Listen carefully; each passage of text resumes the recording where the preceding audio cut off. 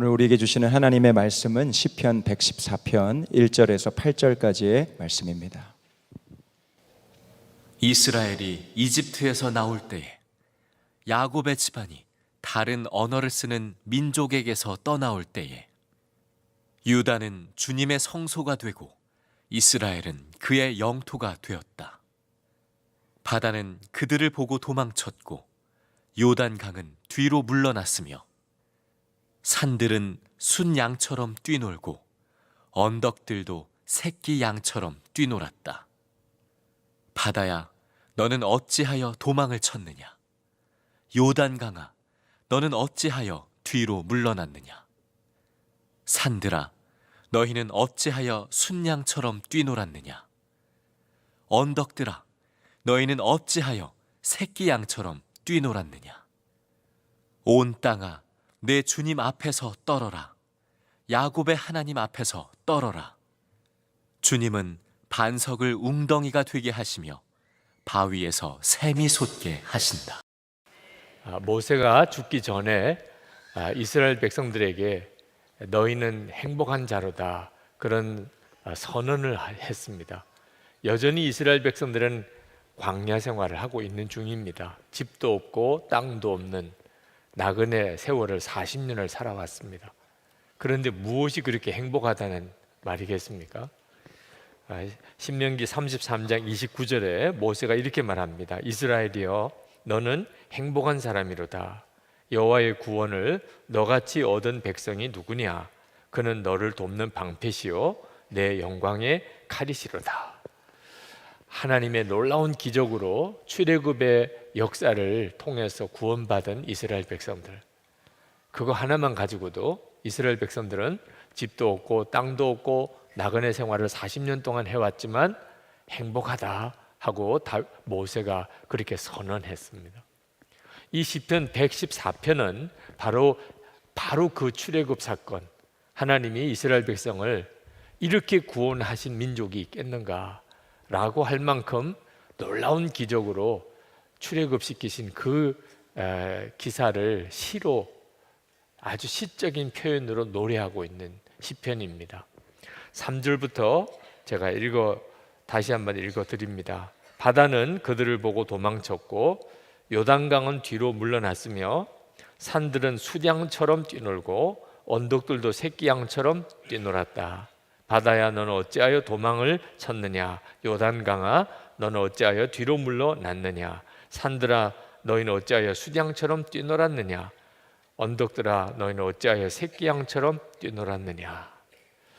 참 시적인 표현이지만 너무나 생생한 감동을 주는 표현이기도 합니다. 마치 영상을 보듯이 홍해가 갈라지고 요단강이 갈라지고, 그리고 모세가 하나님의 말씀을 받을 때 지진이 일어나서 산과 언덕이 요동치는 그 장면이 눈에 그려지는 감동이 있습니다. 정말 하나님은 기적의 하나님이십니다. 그런데 이런 성경에 나오는 기적에 대해서 읽고도 별로 감동을 못 느끼는 사람들도 꽤 많습니다. 교회에 나오는 사람들 중에, 오늘 이 자리에 계신 분들 중에도 성경에는 늘 그런 기적에 대한 이야기가 많았지, 그런 정도, 심지어 조금 더 나가면 그건 무슨 전설 같은 이야기지, 나중에 다 사람들이 꾸며서 쓴 거겠지, 그렇게 생각하는 분들도 실제로 많이 있습니다. 그러니 은혜가 되겠습니까? 그렇게 생각하는 이유가 있는데, 그것은 실제로 지금 자기의 삶 속에서 하나님의 기적을 보지 못하기 때문입니다. 성경에는 수없는 기적이 나와 있는데 내 삶 속에서는 하나님은 전혀 역사하거나 기적을 행하시지 않으시니, 그러니 이게 어떻게 믿어지겠냐, 그런 거죠. 실제로 제가 아주 철없을 때는 그런 생각했습니다.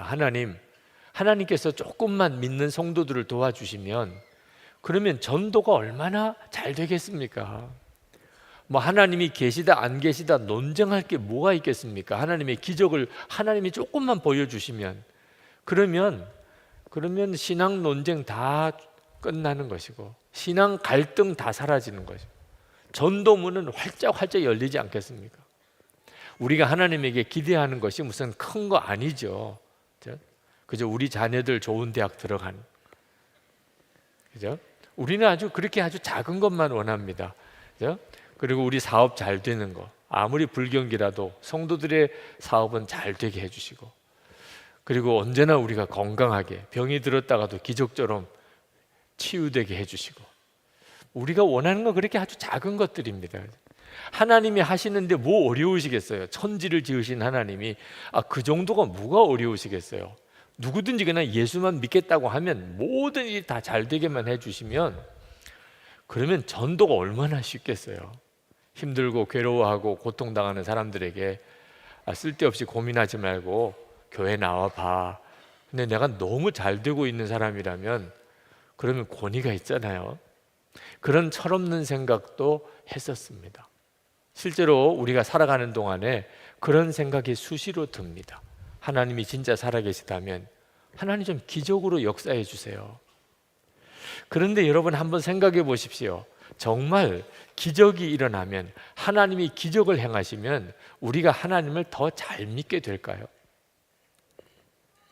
그럴 거라고 생각이 드는데 실제로 그런지는 다릅니다.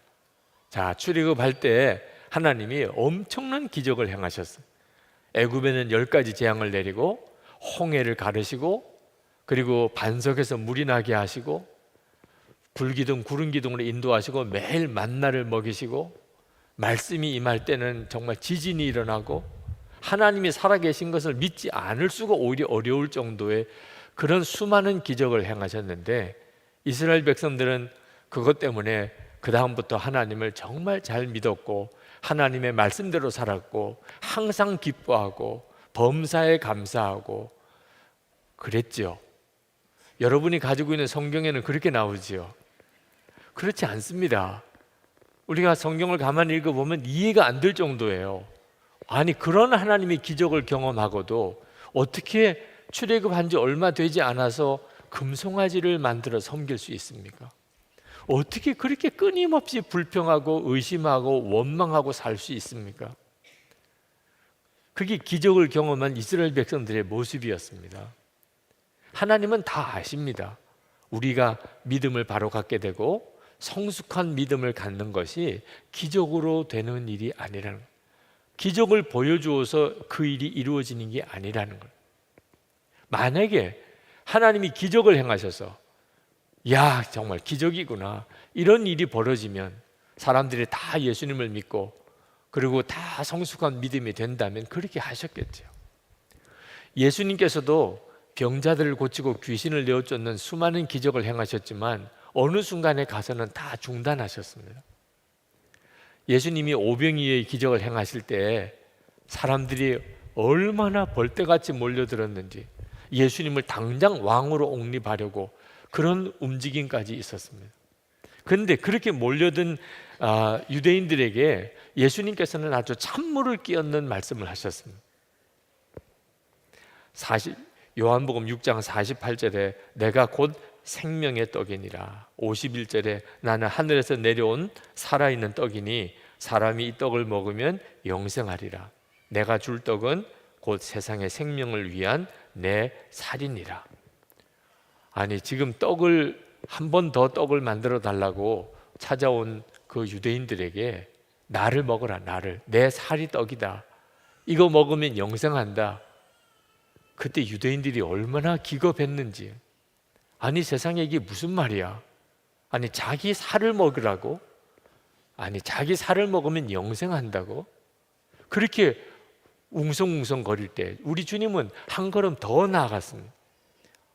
53절, 요한복음 6장 53절부터 보면 내가 진실로 진실로 너에게 이르노니 인자의 살을 먹지 아니하고 인자의 피를 마시지 아니하면 너희 속에 생명이 없느니라. 내 살을 먹고 내 피를 마시는 자는 영생을 가졌고 마지막 날에 내가 그를 다시 살리리니 내 살은 참된 양식이요 내 피는 참된 음료로다. 내 살을 먹고 내 피를 마시는 자는 내 안에 거하고 나도 그의 안에 거하나니 살아계신 아버지께서 나를 보내심에 내가 아버지로 말미암아 사는 것 같이 나를 먹는 그 사람도 나로 말미암아 살리라.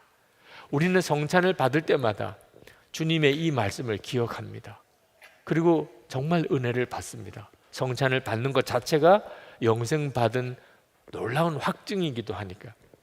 그러나 그때 당시에 유대인들에게는 이것은 걸리는 것이었습니다. 그래서 다 떠나갔습니다. 예수님께서 왜 그렇게 하셨을까요? 떡을 만들어 주는 것으로 그들의 영혼을 구원할 수가 없다는 것을 아셨기 때문에. 결국은 예수님이 그리스도인 것을 믿느냐 안 믿느냐 하는 데 달린 것이지 기적을 통해서 사람이 변화되는 게 아니라는 겁니다. 마귀가 예수님을 3번이나 유혹했을 때도 마귀의 유혹은 한 가지였습니다. 기적을 행하여 당신이 메시아인 것을 증명해 보라. 예수님 단번에 거절하셨습니다. 그래서 될 일이 아니기 때문에. 여러분, 그러므로 우리도 하나님 기적 한 번만 일으켜 주시면, 그러면 내 믿음이 분명해지겠습니다. 하나님 기적만 한번 보여주시면 우리 집안 식구들 다 구원할 수 있겠습니다. 이런 생각이 얼마나 얕은 생각인가 하는 것을 알아야 합니다. 바로 왕이 10가지 재앙의 기적을 보고도 그 완악함이 해결되지 않았습니다. 도마가 예수님이 부활하셨다는 소식을 그 동료 제자들이 전해줄 때 그는 못 믿겠다고 그랬어요. 내가 보지 않고는, 그냥 본 게 아니고 예수님의 손과 발에 있는 못자국, 옆구리에 있는 창자국을 내가 만져보지 않고는 내가 믿을 수가 없다. 예수님께서 그 도마에게 나타나셨습니다. 그리고 당신의 부활하신 몸을 보여주셨습니다. 그때 예수님께서 도마에게 하신 말씀이 요한복음 20장 29절에 너는 나를 본고로 믿느냐? 보지 못하고 믿는 자들은 복되도다. 나를 보았으니까 믿느냐? 보지 못하고 믿는 자들이 있을 거라는, 우리를 말하는 거죠. 우리가 예수님을, 부활하신 주님을 보았나요? 그런데 우리는 믿고 있잖아요. 그들이 복이 있을 것이라. 기적을 통해서 믿음이 생길 것 같지만 실제로는 전적으로 성령의 역사지, 기적을 통해서 믿으려고 하는 것은 더 큰 올무에 빠지게 됩니다.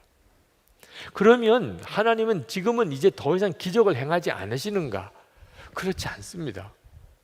우리가 기적을 구하기보다 지금 일어나고 있는 기적을 보는 눈이 열리게 해달라고 기도하는 게 더 옳습니다. 지금은 하나님이 너무나 많은 기적을 행하고 계시기 때문에 그렇습니다. 우리의 매일매일의 일상이 사실은 하나님의 기적입니다. 박완서 작가가 일상의 기적이라는 시를 썼습니다. 덜컥 탈이 났다. 유쾌하게 저녁 식사를 마치고 귀가했는데 갑자기 허리가 뻐근했다. 자고 일어나면 낫겠거니 대수롭지 않게 여겼는데 웬걸 아침에는 침대에서 일어나기조차 힘들었다. 그러자 하룻밤 사이에 사소한 일들이 굉장한 일로 바뀌어 버렸다.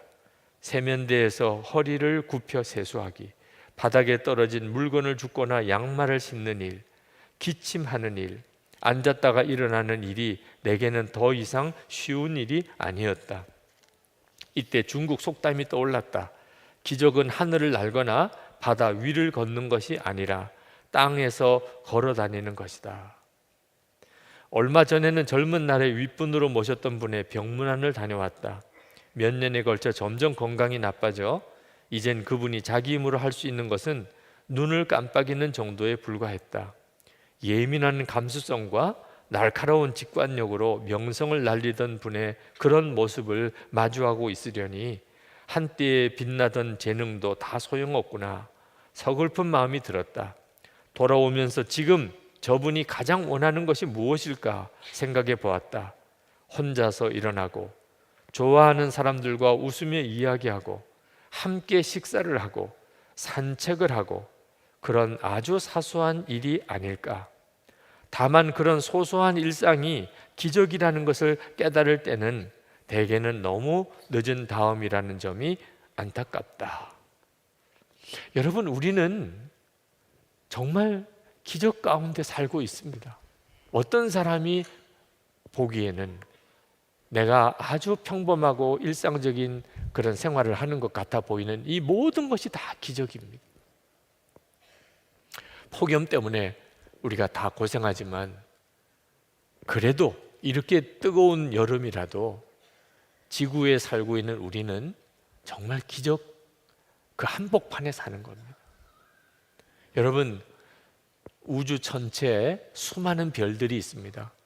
어느 별도 멀리서 보면 반짝반짝 아름다운 빛을 내지만 실제로 그 천체에 가까이 가서 들여다보면 다 지옥과 같은 그런 상황입니다. 어느 별도 그렇습니다. 태양은 너무 이글거리죠.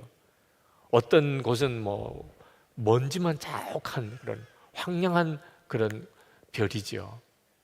그 이 온 우주에 있는 그 수많은 별들 중에 지구만 사람이 살기에 딱 알맞게 그렇게 존재합니다.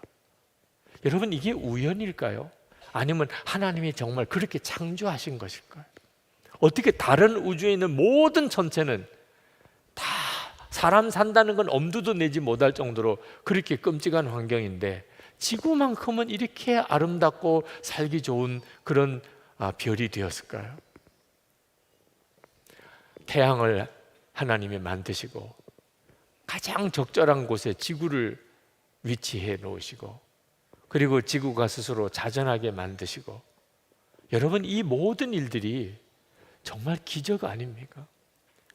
바다가 갈라지고 요단강이 갈라지고 산과 들이 지진이 일어나고 요동하는 것도 우리가 보기에는 기적 같지만 지금 우리가 이 지구 한가운데 살고 있다는 것 자체가 정말 믿어지지 않는 기적 중에 우리가 살고 있는 거죠. 눈이 뜨이지 않아서 보지 못하는 것뿐입니다. 잃어버리고 난 다음에, 사라지고 난 다음에서야 그때가 정말 하나님이 기적과 같은 은혜 속에 살았구나, 그제서야 깨닫는 게 안타까운 거죠.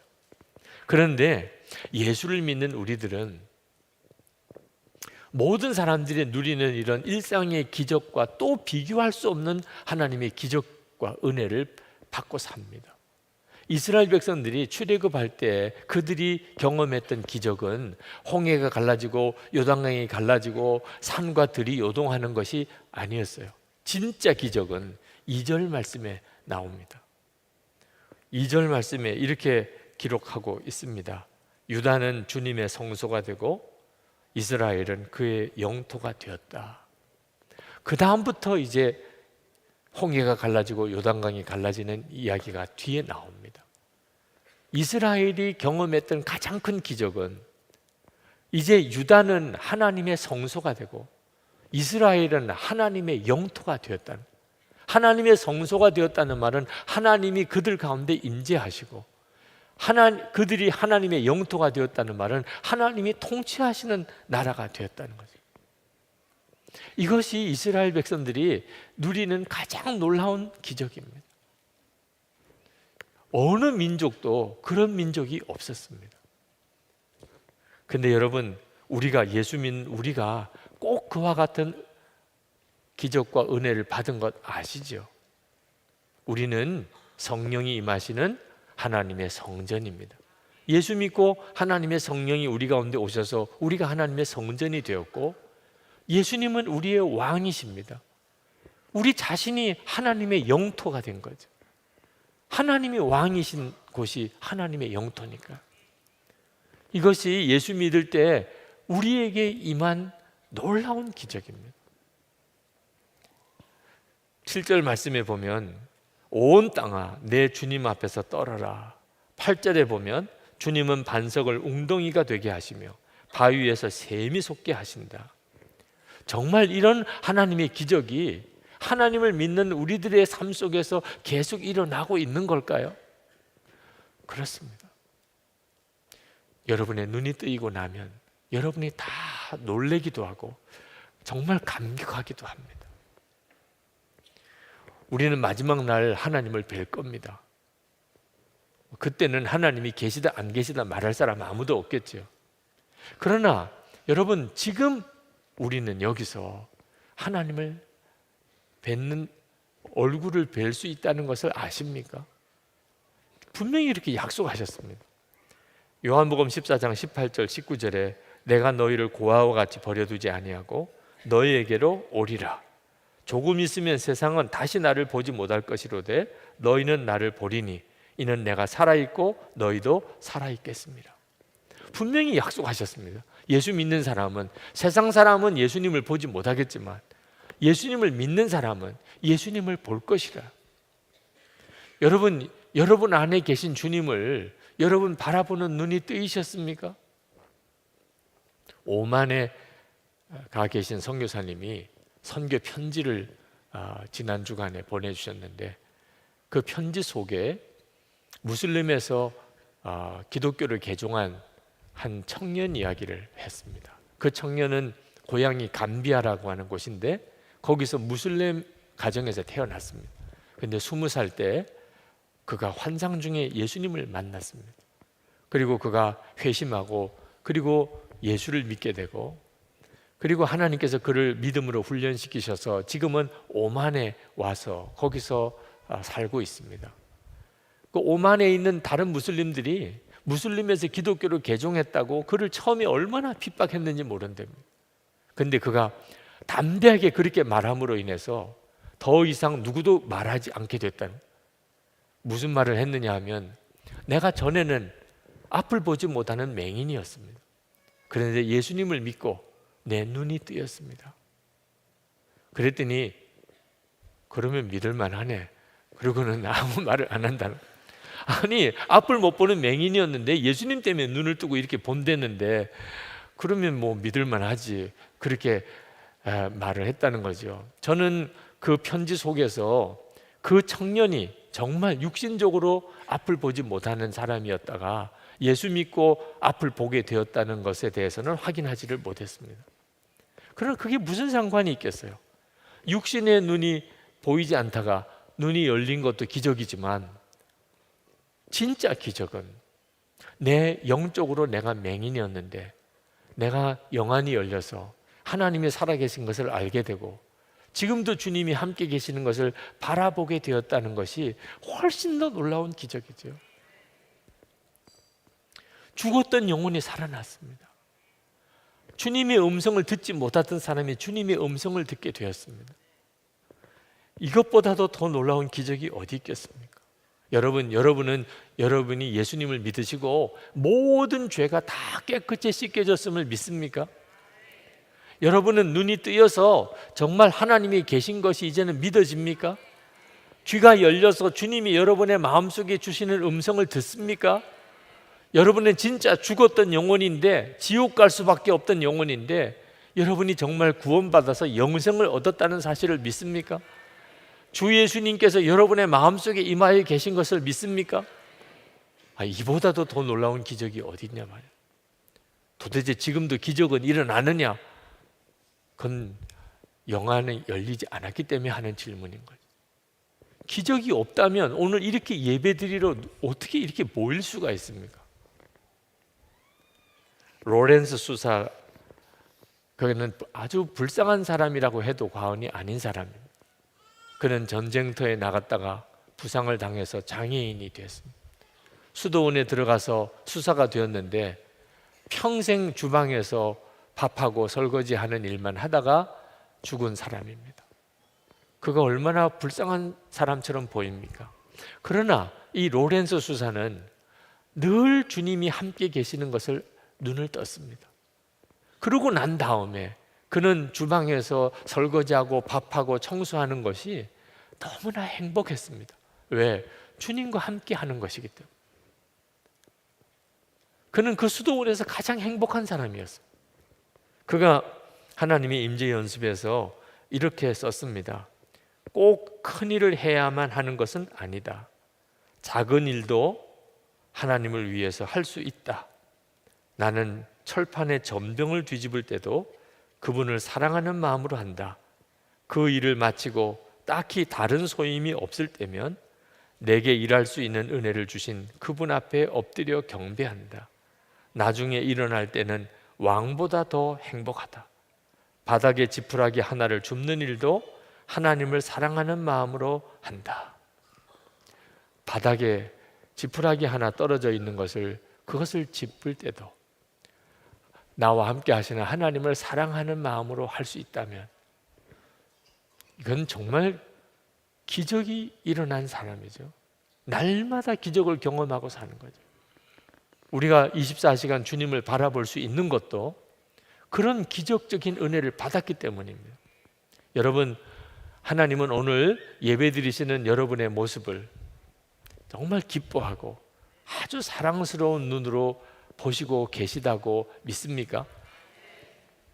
안 믿어지시는 분이 있으실 거예요. 오늘 교회 예배드리러 나오긴 했지만 지난 주간 하나님이 아실 거 아니겠어요? 어떻게 살았는지. 하나님이 나를 보실 때 불편하실 거야. 야, 넌 왜 왔니? 너만 보면 짜증난다. 혹시 그러진 않으실까? 그런 마음으로 지금 이 자리에 나와 계신 분들도 있으실 거예요. 하나님이 나를 정말 기뻐하실까? 나를 정말 사랑스러운 눈으로 보실까? 그것 자체가 믿어지지 않는 분이 있으실 겁니다. 여러분 꼭 기억하셔야 됩니다.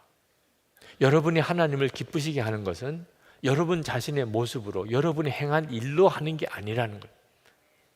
예수 그리스도를 통하여 여러분이 하나님을 기쁘시게 할 수 있을 뿐입니다. 하나님이 여러분을 보실 때 여러분의 지금의 모습, 지난 주간의 모습을 주님이 보시는 게 아니고 예수 그리스도 안에서 여러분을 보신다는 거예요. 그래서 여러분을 보실 때 우리 주님은 기뻐하시고 여러분을 사랑하십니다. 이것이 믿어지는 게 기적인 거 아십니까? 믿으려고 애를 쓰는 게 아니고 그게 믿어지는 거예요. 그 내 안에 성령의 역사가 일어났다는 것입니다. 어린아이를 데리고 예배에 참여한 분들도 계신데 어린아이를 데리고 예배를 참여하면 옆 사람 신경이 쓰입니다. 그죠? 누가 어린아이를 데리고 예배당에 들어오면 그러면 그 어린아이는 너무 귀여운데 걱정이 됩니다. 얘가 예배 시간 내내 조용히 잘 있을까? 또 칭얼대거나 또는 울거나 그래서 혹시 예배 분위기를 깨트리지는 않을까? 그런 이제 걱정이 옆에 있는 사람들은 듭니다. 그러다가 아이가 조금 칭얼거리기라도 하면 막 불안해지기 시작합니다. 그런데 그 엄마 아빠는 어떨까요? 그런 아이를 보면서도 엄마 아빠도 여전히 마음에 걱정은 있긴 하지만 그 보는 아이를 보는 눈은 얼마나 사랑스러운지 모릅니다. 얼마나 그윽한 눈으로 보는지 모릅니다. 왜? 내 아이니까, 내 아이니까. 하나님께서 우리를 보실 때 예수 그리스도 안에서 우리는 하나님의 자녀이니까 우리를 정말 사랑의 눈으로 보시는 것은 너무나 확실한 일인 것입니다. 이 은혜를 우리가 다 받고 있는 겁니다. 이 사람은 누구일까요? 제가 퀴즈 하나를 여러분에게 드리겠습니다. 나는 영하 40도의 추위가 두렵지 않습니다. 나는 높은 낭떠러지가 두렵지 않습니다. 나는 열대의 태양도 두렵지 않습니다. 내가 유일하게 두려운 것은 나를 기다리는 사람에게 가지 못하는 것입니다. 단 한 사람이라도 더 행복할 수 있다면 험한 길도 두렵지 않은 나는 무엇입니다. 이 사람이 누구일까요? 어떤 사람이 떠오릅니까? 야, 정말 훌륭한 선교사님인가 보다. 정말 뜨거운 열정의 전도자인가 보다. 그런 생각을 하십니까? 정답은 초코파이입니다. 초코파이 광고 카피입니다. 네. 제가 이 카피를 누구로부터 소개받고 충격받았습니다. 아니, 초코파이도 저 정도의 사명감으로 뜨겁다면 예수 그리스도로 인하여 영생을 얻고 늘 주님과 동행하는 우리는 어떻게 해야 정상입니까? 24시간 주님을 바라보면서 하나님은 제 안에 말할 수 없는 행복의 눈을 열어주셨습니다. 그 이전에는 경험해 보지 못한 것이었습니다. 사람들을 만날 때, 무슨 일을 할 때 왜 그렇게 기쁘고 사랑스럽고 행복하지요? 아무것도 변한 게 없습니다. 주님을 바라보는 눈이 뜨였다는 거 하나밖에 없어요. 그리고 모든 것이 바꿔지기 시작합니다. 우리가 내가 누리고 있는 이 구원의 은혜가 하나님의 기적인 것을, 그걸 내가 날마다 지금도 누리고 있음을 알게 되는 순간에 내 삶 전체는 뒤집어지기 시작합니다. 여러분도 그런 하나님의 놀라운 기적 가운데 살고 싶으시죠? 매일 기록해 보십시오. 오늘 하나님 저에게 허락하신 하나님의 기적을 알게 해 주옵소서. 그러면 성령께서 생각나게 하십니다. 이것이 내가 너에게 허락한 기적이야. 이것이 내 삶 속에 일어나고 있는 기적이야. 근데 그냥 생각만 하고 넘어가면 힘이 안 됩니다. 꼭 기록해 보시기 바랍니다. 그러면 나중에 여러분이 깜짝 놀라게 될 것입니다. 성경책이 문제가 아니구나. 내 삶의 일기 속에 하나님의 엄청난 기적들이 이렇게 일어나고 있구나. 여러분이 일기에 쓰시고 마음이 이렇게 감동이 되시면 저에게 메일로 보내주세요. 저도 함께 여러분들의 삶 속에서 일어나는 하나님의 기적을 나누고 힘을 얻고 은혜도 받고 싶습니다. 이제 우리 다 같이 하나님께 기도하겠습니다. 오늘 기도 제목은 하나님 제 눈을 열어주십시오. 기적을 구하는 게 아니고 이미 허락하신 기적을 제가 보기를 원합니다. 하나님께서 이미 역사하고 계시는 그 기적을 경험하게 되기를 원합니다. 그래서 하나님 제 삶 속에서 하나님의 능력이 흘러 넘치게 해주시기 원합니다. 우리 다 같이 통성으로 기도하겠습니다. 은혜와 사랑이 충만하신 아버지 하나님, 놀라우신 하나님의 은혜를 감사합니다. 역사하신 주님을 찬양합니다. 아버지 하나님, 주의 일, 주의 역사하심을 믿습니다. 오늘도 주의 사랑하는 성도들에게 하나님 주의 손을 더하소서. 주의 보혈로 저들을 덮으시고 성령께서 충만하게 역사해 주소서. 하나님 눈을 열어 주를 보게 하시고 우리의 삶 속에 행하신 하나님의 놀라운 일들을 보게 하시고 하나님 구원받은 우리들 안에 행하신 하나님의 놀라운 구원의 역사를 경험하게 하시고 하나님 그리하여 하나님 말씀대로 주님이 인도하시는 대로 하나님 영광을 위하여 그렇게 살게 하여 주시옵소서. 아버지 하나님, 주의 사랑하는 성도들 오늘도 하나님의 손에 올려드립니다. 맡겨드립니다. 하나님의 기적의 주인공들이 되게 해주시기 원합니다. 저들의 삶 속에 이루신 하나님의 놀라운 일들을 하나님 분명하게 바라보게 해 주옵소서. 주님 감사합니다. 할렐루야. 좋으신 아버지 하나님, 정말 하나님께 찬양과 찬양을 올려드리기만 할 뿐입니다. 우리에게 베푸신 하나님의 말할 수 없는 놀라운 은혜, 지금도 함께 계시는 주님, 우리가 하나님 앞에 감사드리지 않고 무엇을 할 수 있겠습니까?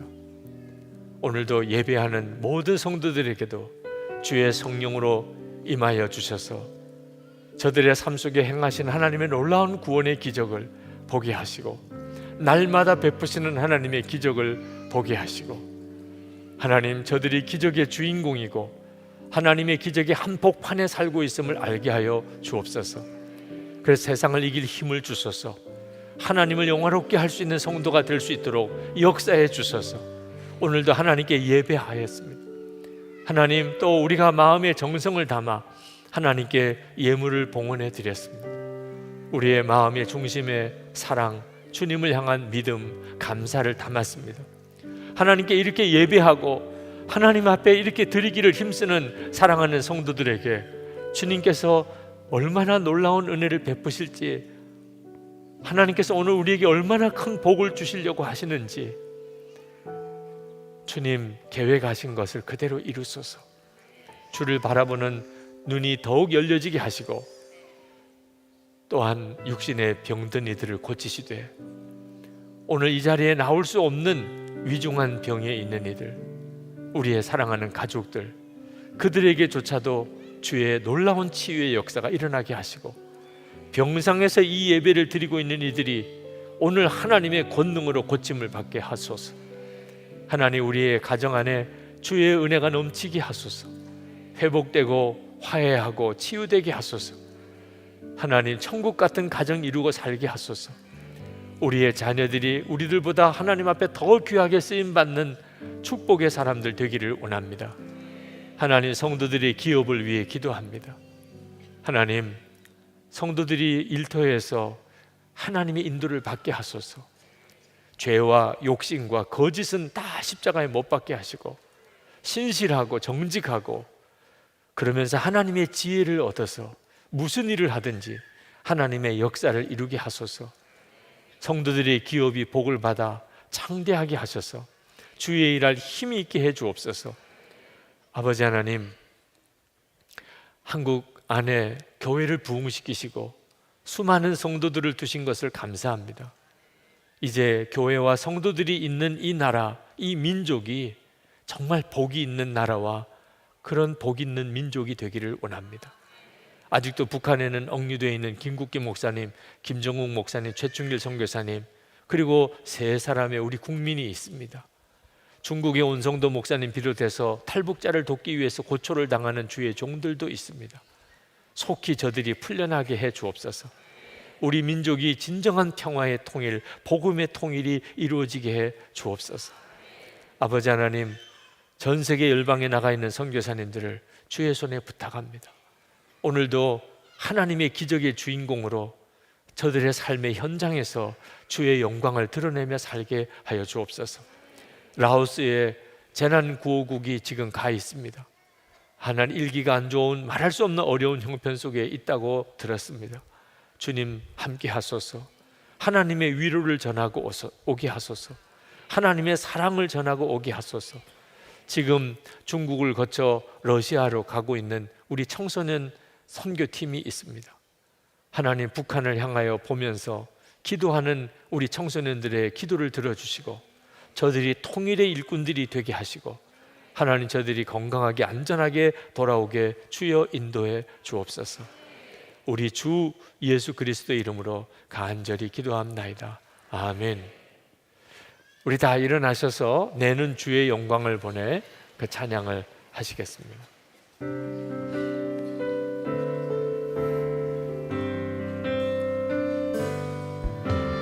내는 주의 영광을 보내 우리 가운데 계신 주님, 그 빛난 영광 온 하늘 덮고 그 찬송 온 땅 가득해. 내는 주의 영광을 보내 찬송 가운데 서신 주님, 주님의 얼굴은 온 세상 향하네. 권능의 팔을 드셨네. 주의 영광 이곳에 가득해. 우린 선의 주님과 함께 찬양하며 우리는 전진하리. 모든 열방 주 볼 때까지 주의 영광 이곳에 가득해. 우린 선의 주님과 함께 찬양하며 우리는 전진하리. 모든 열방 주 볼 때까지. 하나님께 예배하고 돌아가는 주의 사랑하는 모든 성도들 위해 주 예수님의 은혜와 하나님 아버지의 사랑하심과 성령의 교통하심이 언제나 충만히 함께 하시기를 축원하옵나이다. 아멘.